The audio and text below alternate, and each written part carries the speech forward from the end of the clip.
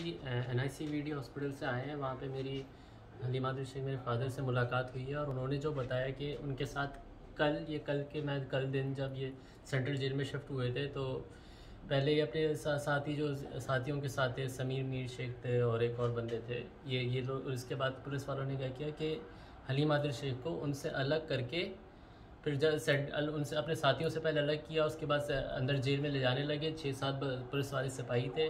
वो जैसे ही एंटर हुए तो ऑलरेडी वहाँ पे 40 सेंट्रल जेल के अंदर 40-50 लोगों का मॉब उनका वेट कर रहा था। और जैसे ही एंटर हुए उन्होंने जिए भुट्टो के नारे लगाए हैं और वो हलीमा शेख के ऊपर टूट पड़े और उन्होंने आके उनको घूंसे मारे, लातें मारी। और ये अल्लाह का शुक्र है कि उनके साथ सिपाही थे, वो फाइट किया उन्होंने, मगर वो चढ़ गए। पहले मेरे फादर को गिरा दिया, उसके बाद कुछ छुड़ा के वो पुलिस वालों ने उन्हें बचाया, मगर तब तक उन्होंने अच्छा खासा उन्हें इंजर कर दिया। उनके पीठ पे, कमर पे, पेट पे, पाँव पे पता नहीं ज़ख़म भी हैं जो ज़ाहिर नज़र भी आ रहे हैं। आप कोई भी मीडिया वाला जाके वो देख सकते हैं, बाकायदा ज़ख़म है और वो चल नहीं पा रहे हैं।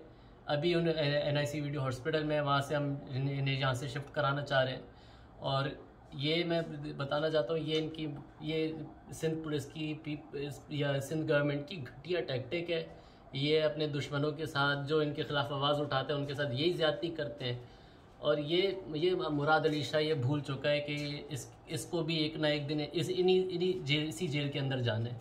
वहाँ पे फिर आपके साथ भी यही चीज़ें हो सकती हैं। ये आप पावर का नशा अपने आप से उतार दो, ये ज़्यादा वक्त तक आपके पास नहीं रहेगा। और मैं आपको बताना चाहता हूँ, जिस तरह ये से हलीमा शेख सिंध के लोगों के साथ खड़ा हुआ था, ये सिंध की आवाम आज उसके साथ खड़ी हुई है। आपने जो कुछ आज किया है, इसका बदला ये आपको पता चल जाएगा कि आपने किसके साथ क्या सलूक किया है। ये इंशाल्लाह आपको इसी हफ्ते में आपको पता चलेगा। और ये बात याद रखना है मेरी कि इससे हमारी आवाज़ कभी बंद नहीं होगी। हलीमा शेख की आवाज़ कभी आपकी इन छोटी छोटी टैक्टिक से, बदमाशियों से बंद नहीं होगी। आप, हमें पता है आज भी कल भी आपका मूड था कत्ल कराने का, आप उनका इतनी आसानी से वो आपका पीछा नहीं छोड़ेंगे।